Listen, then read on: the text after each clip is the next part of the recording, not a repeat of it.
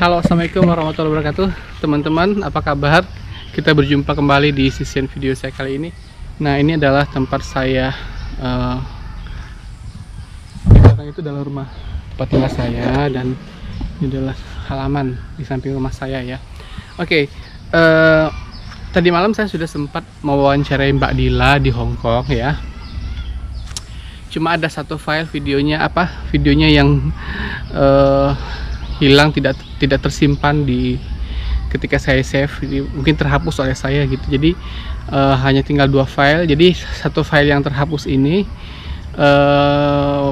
mungkin lebih baik saya ceritakan aja singkatnya ya. Jadi Mbak Dila ini kemarin ketika saya wawancarai menceritakan kisah bagaimana awal beliau ini bersalawat, mengenal salawat. Awal mulanya beliau mencoba salawat, cuma doa-doanya banyak yang masih belum terkabulkan, sehingga beliau merasa lelah sendiri. Akhirnya beliau sempat down dan tidak mau beramal lagi, tidak mau amal salawat, tidak mau sholat lagi, bahkan sempat dalam posisi yang tidak percaya akan adanya Tuhan. Nah, singkat cerita, semakin banyak hantaman ataupun masalah-masalah yang beliau hadapi, maka beliau kembali lagi mencoba mengamalkan salawat karena setelah melihat video-video saya yang banyak begitu. Nah, kemudian sempat pada saat itu awal kembali lagi mengamalkan salawat, beliau ini tidak memikirkan lagi apakah ada keajaiban atau tidak. Yang penting beliau bersalawat, beliau bisa mendekatkan diri kepada Allah. Itu saja yang beliau harapkan, agar Allah mengampuni dosa-dosanya. Nah, kemudian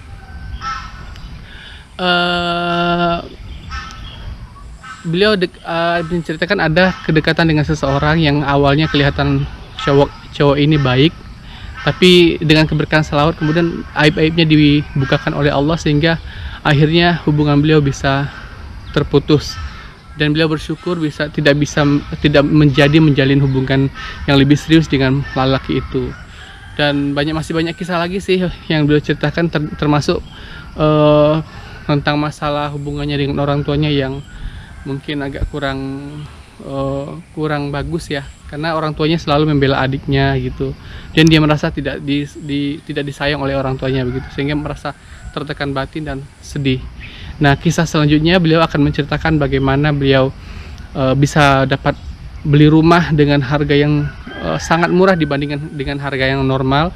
Waktu itu beliau beli harga rumahnya 120 juta, dengan harga waktu itu pasarannya 250 juta gitu, dengan keberkahan selawat. Dan masih banyak kisah-kisah lagi, termasuk beliau pertama kali bekerja di hari pertama, beliau dibayar satu hari itu sekitar 3.700.000 atau 4 juta, lebih kurang segitu.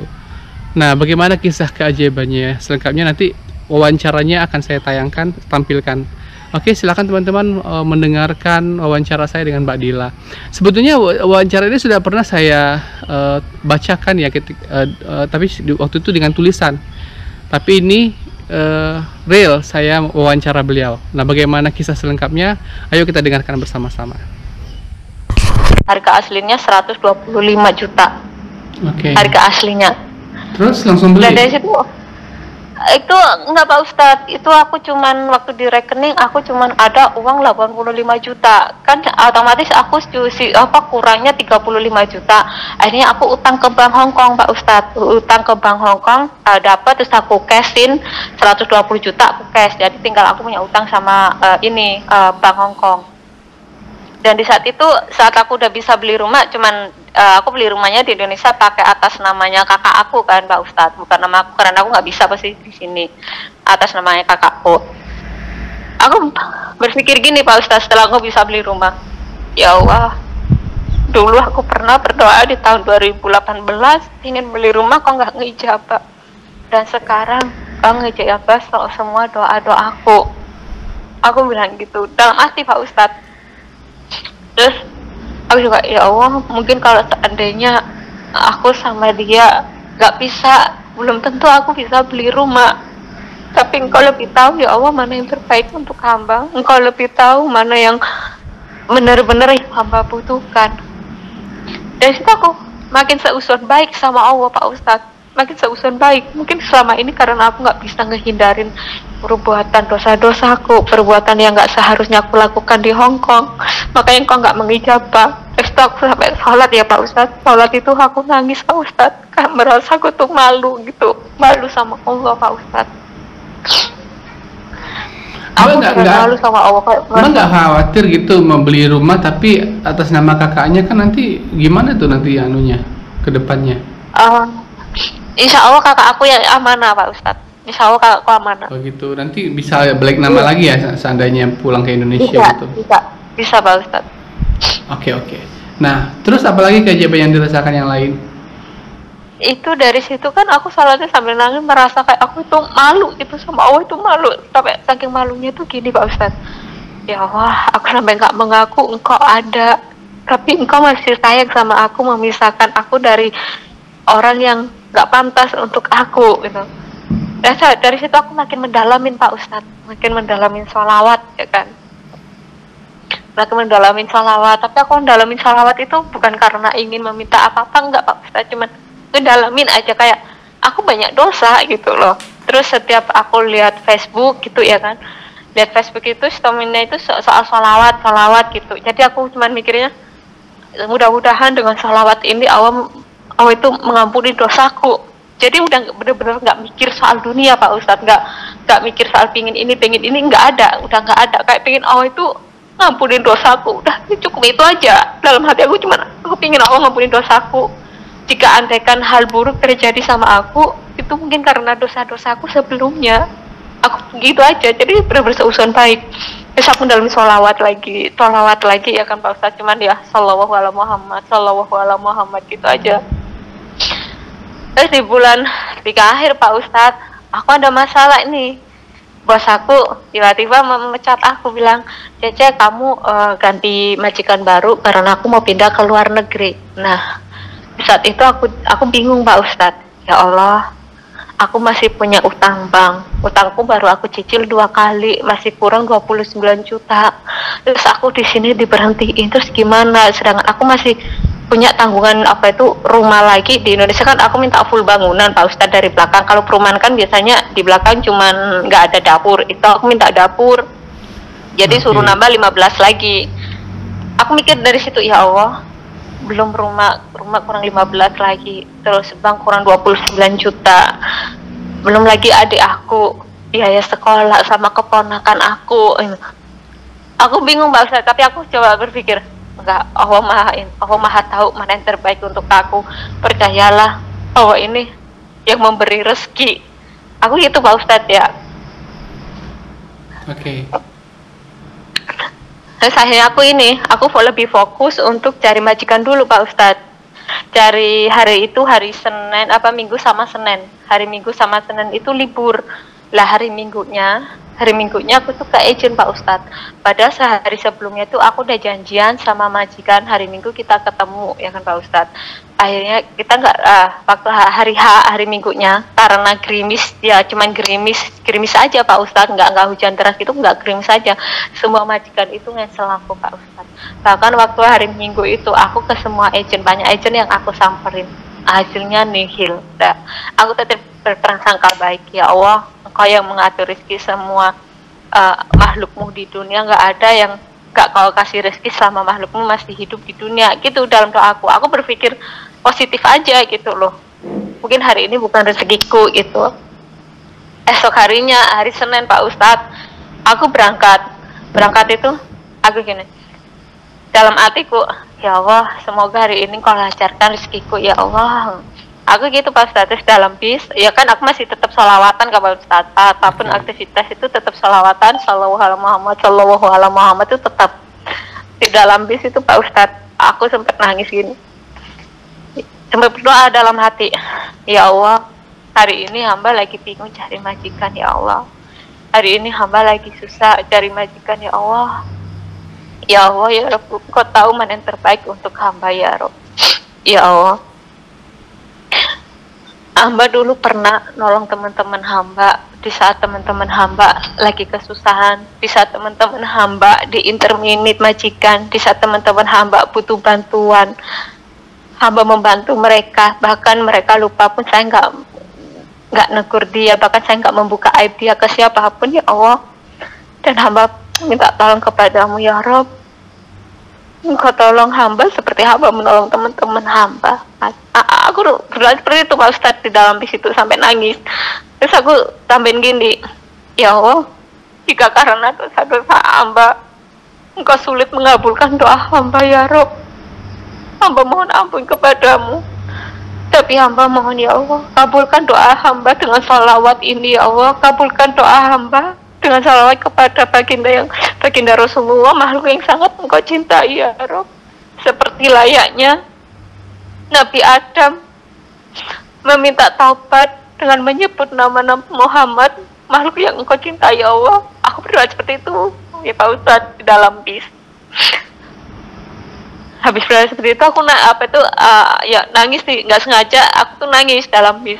Terus tetap aku salawat ya kan. Setelah turun Pak Ustadz, setelah turun dari bis, baru turun dapat telepon dari agent.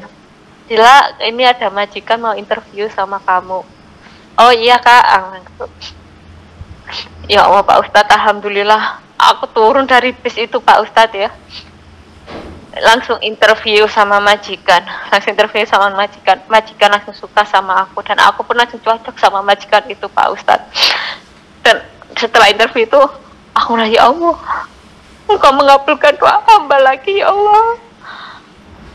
Allah mengabulkan doa hamba lagi ya Allah. Terus itu kayak haru campur sedihnya itu karena merasa malu gitu loh Pak Ustadz. Allah memberi mujizatnya kepada aku lagi waktu itu ya. Bahkan di hari itu ya, hari Senin, bukan cuma satu majikan Pak Ustadz, tapi 5 majikan interview sama aku, semuanya cocok gitu. Cuman aku tuh jatuh cintanya sama majikan yang pertama. Habis itu ya udah ya. Akhirnya minggu kedepannya kita tanda tangan kontrak Pak Ustadz. Di tanda tangan kontrak, aku udah ini selang beberapa hari aku sama agent ini katanya surat di interminate-nya nanti nggak bisa keluar. Apa itu, kalau kamu nggak bisa, nanti kamu harus pulang ke Indonesia, kamu nggak bisa kerja, kamu harus nunggu 6 bulan sampai 1 tahun. Nah dari situ aku bingung lagi Pak Ustadz ya kan, aku bingung lagi ini gimana, tapi aku tetap berprasangka baik kalau andaikan Allah masih mengizinkan aku berdoa di sini, pasti semua ada jalan keluarnya. Aku cuman gitu Pak Ustadz, berprasangka baik sama Allah. Aku tuh bener-bener gimana ya, nggak mau seusahan seperti dulu gitu loh Pak Ustadz ya. Berprasangka baik ke Allah. Terus dari beberapa hari Pak Ustadz aku berdoa gini, ya Allah, kalau emang rezekinya adik aku sama keponakan aku untuk nyokolan mereka melalui jalannya di aku, ya Allah, tolong ya Allah, turunkan visa hamba secepatnya ya Allah, biar hamba bisa bekerja di sini.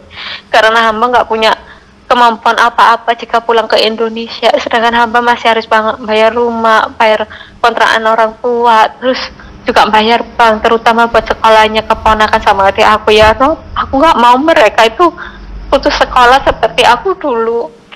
Kalau emang rezekinya mereka berdua melalui aku, hamba mohon ya Rob, lancarkan urusanku. Aku gitu Pak Ustadz, doaku.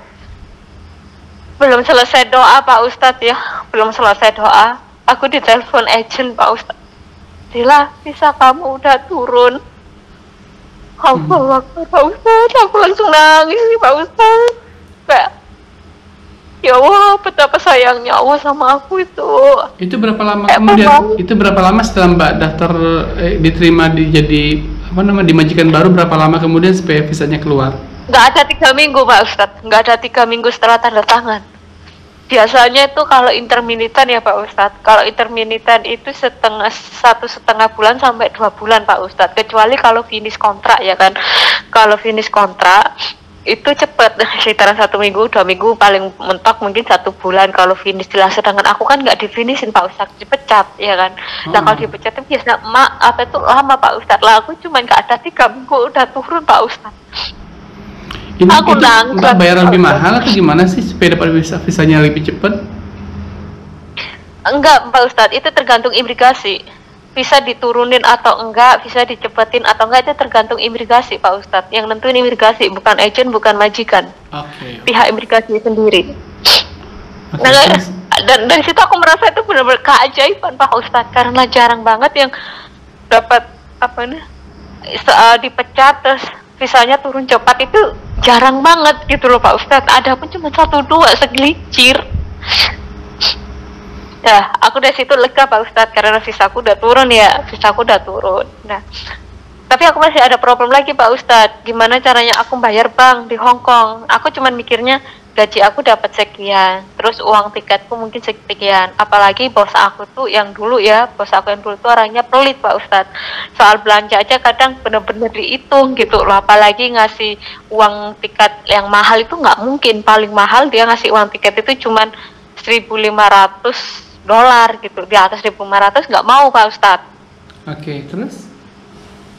Udah, itu aku sempat malam tuh buka Facebook itu lihat anak-anak di grup GMI curhat dapat long service atau bonusan dari majikan sekian ribu, 18.000, 15.000. Ya Allah, aku dalam hati tuh gini, andai kata aku dapat bonusan seperti mereka, udahlah jangan mimpi gitu Pak Ustadz. Terus seharinya tuh muncul lagi ya kan, muncul lagi postingan kayak gitu tapi beda orang. Terus aku, ya Allah, kok enak banget ya seperti mereka gitu. Terus akhirnya aku lihat video aja Pak Ustadz, lihat video waktu itu channelnya Pak Ustadz di Facebook yang dapat uang itu berapa ratus juta gitu loh Pak Ustadz. Dalam hati aku tuh gini waktu sambil cuci piring, ya Allah, kapan ya aku dapat rezeki yang tak disangka-sangka seperti kayak di channelnya Pak Ustadz Muklis, kok banyak banget mereka yang dapat. Udahlah, kalau emang rezeki nggak akan kemana, aku gitu Pak Ustadz dalam hati.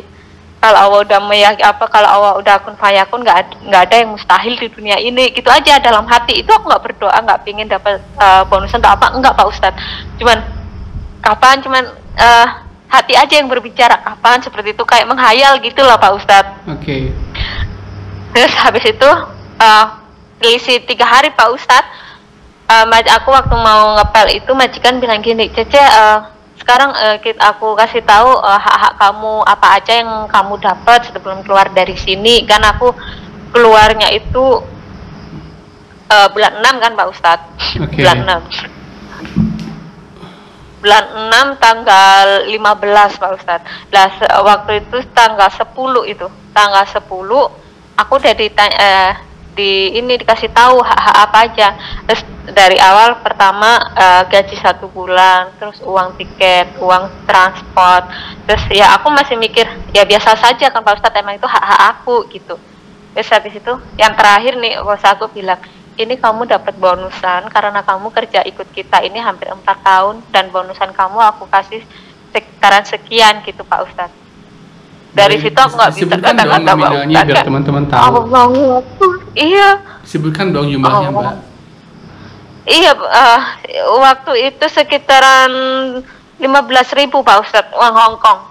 Uang Indonesia berapa ya? Uang Indonesia kalau tergantung kursi Pak Ustadz. Kalau untuk sekarang dibilang $1 1.850 aja ya, sekitaran kurang lebih 28 juta Pak Ustadz bonusan.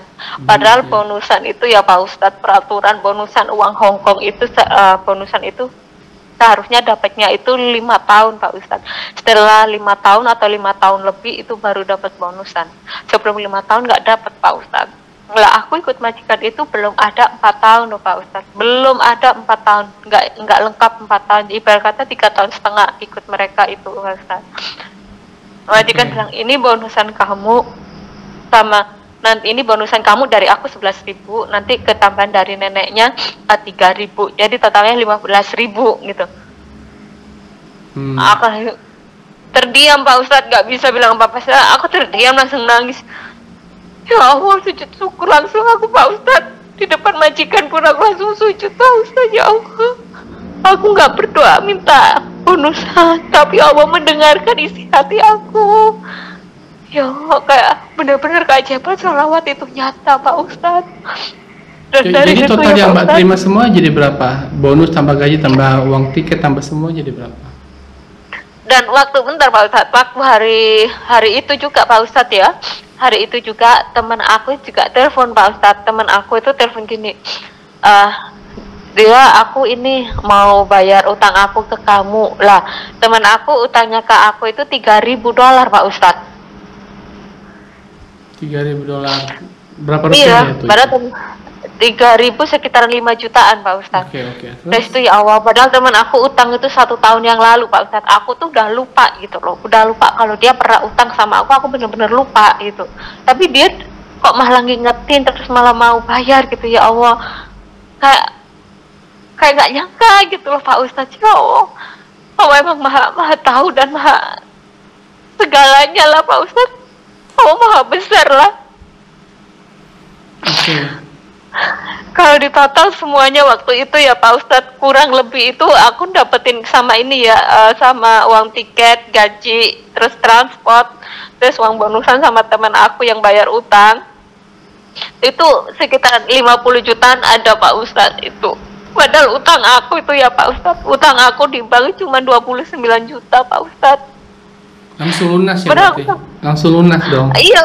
Iya Pak Ustadz. Aku gini, sebelumnya itu aku cuma mikirnya, oke, soal anak apa itu adik sama keponakan aku sekolah, aku pikir belakangan lah, bulan 9 atau bulan 11 aku bayar. Terus kekurangan rumah nantilah belakangan sekitaran bulan 12 aku bayar. Yang penting gimana caranya aku bayar bank ini. Kalau andaikan gaji aku sama uang tiket kurang buat bayar bank, mungkin aku akan jual perhiasan aku. Aku aja sampai bilang ke mbakku yang di Indonesia itu yang bantuin aku beli rumah, aku bilang, Mbak, kalau seandainya uang aku kurang buat bayar bank aku di Hong Kong, mungkin perhiasan aku mau aku jual Mbak. Aku sampai bilang gitu sama mbakku itu Pak Ustadz. Tapi Allah malah ngasih lebih sama aku Pak Ustadz. Aku cuma butuh 29 juta, Allah memberikan ke aku kurang lebih 50 juta. Oke. Terus kisah yang lain? Di situ aku benar-benar malu Pak Ustadz. Nah, setelah itu Pak Ustadz, aku setelah tanggal 15 kemarin, aku udah keluar kan Pak Ustadz. Nah, udah keluar, terus aku masuk majikan ini tanggal 17 Pak Ustadz.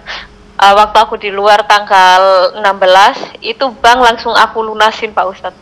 Langsung aku bayar lunas kontan, udah gak punya utang bank lagi. Cuman tanggungan sekolah, keponakanku sama bayar rumah itu. Karena aku masih ada sisa nih kan Pak Ustadz, masih ada sisa.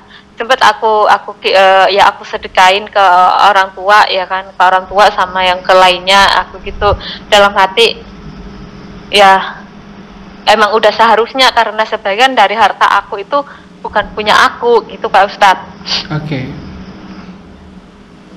Terus setelah aku masuk sini nih Pak Ustadz ya, ada tanggal 17 masuk sini, tanggal 18 malam Pak Ustadz, ini aku dapat rezeki lagi Pak Ustadz dari majikan baru. Saya kan udah masuk majikan baru ini. Oke. Dikasih apa?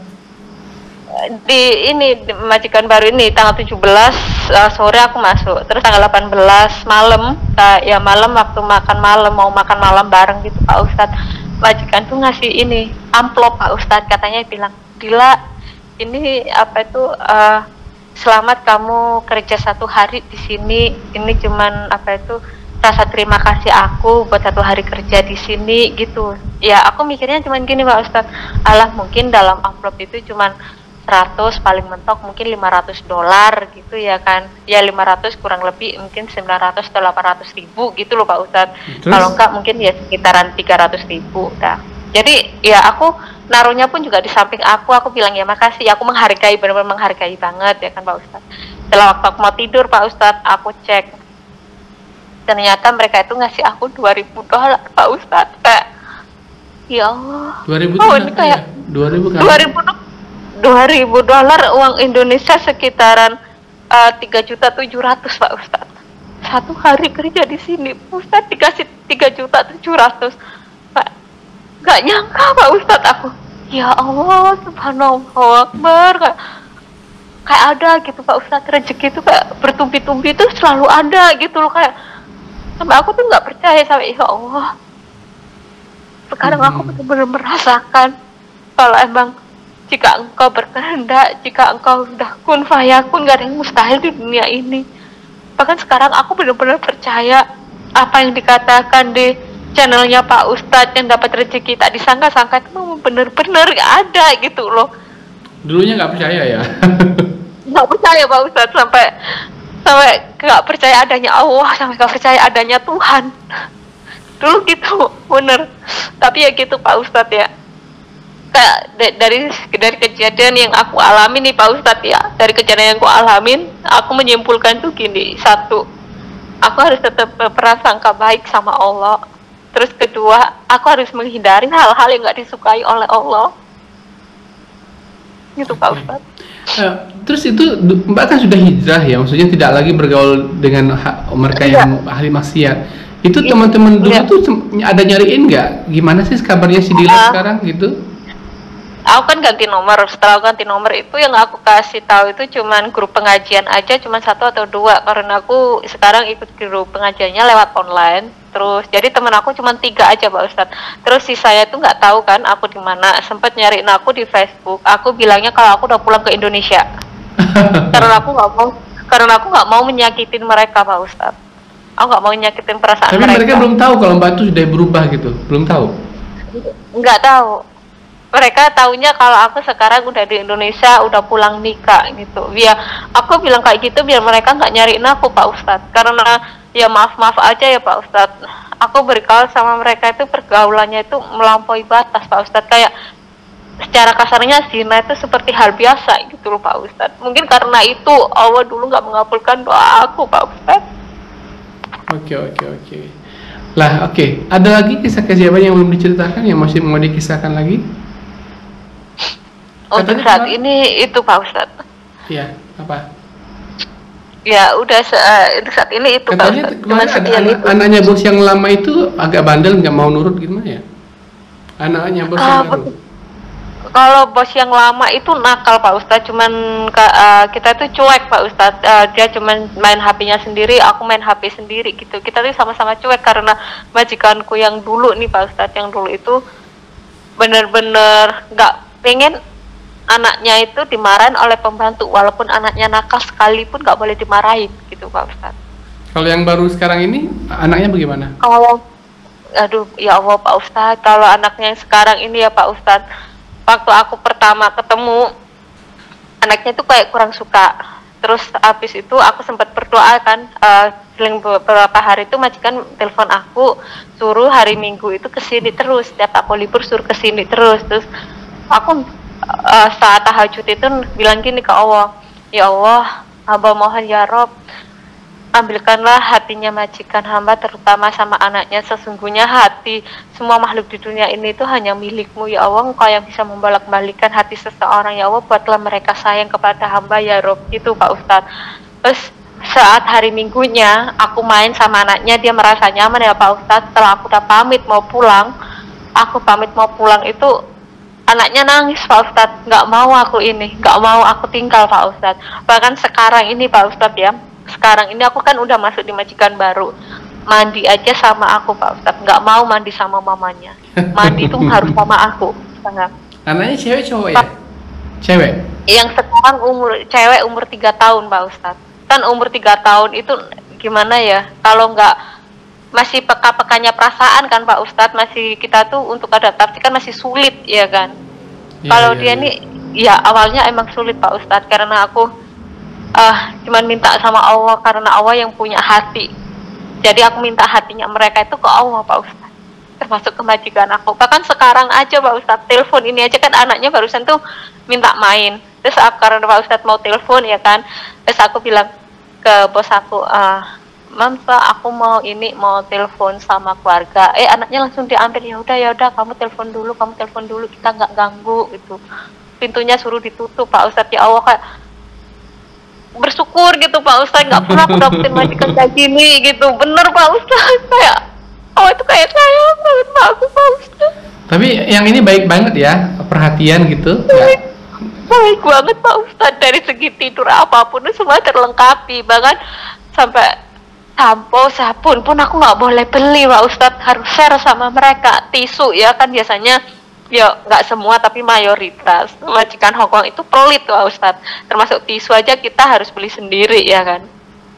Ini aja nggak boleh Pak Ustadz, intinya nggak boleh beli apa-apa, harus sharing sama mereka gitu Pak Ustadz. Oh gitu, masya Allah. Baik banget, sumpah, baik banget Pak Ustadz. Aku aja nggak nyangka dapat majikan sebaik mereka ini, nggak nyangka Pak Ustadz. Lah bayangin Pak Ustadz, baru sehari kerja udah dapat barusan 3.700.000. Mustahil kan Pak Ustadz, jangankan di sini, di Indonesia aja yang sesama muslim aja belum tentu kayak gitu kan Pak Ustadz. Iya, iya. Baru 1 hari kerja, sedangkan aku di sini 1 hari kerja udah dapat, katanya terima kasih untuk hari pertama kamu kerja. Kalau Nggak masalah nyangka ibadah, gitu. Mbak mau sholat mau apa nggak? Mereka nggak ngelarang. Enggak Pak Ustadz, karena dari pertama interview aku udah bilang, aku boleh nggak sholat? Oh iya nggak apa-apa. Aku boleh nggak puasa? Oh iya nggak apa-apa. Lah dari situlah Pak Ustadz yang bikin aku kayak makin mantap sama majikan ini, dan aku minta sama mereka, boleh nggak aku libur aku itu 1 bulan sekali atau 2 bulan sekali. Aku minta liburnya 2 bulan sekali atau 1 bulan sekali, itu karena aku nggak pengen sama pergaulan kayak dulu Pak Ustadz. Aku pengen bener-bener ngebersihin hati aku. Aku malu sama Allah Pak Ustadz. Aku dulu pernah nggak kayak Allah itu nggak ada gitu loh, surga neraka itu nggak ada. Jadi ateis dulu itu Pak Ustadz.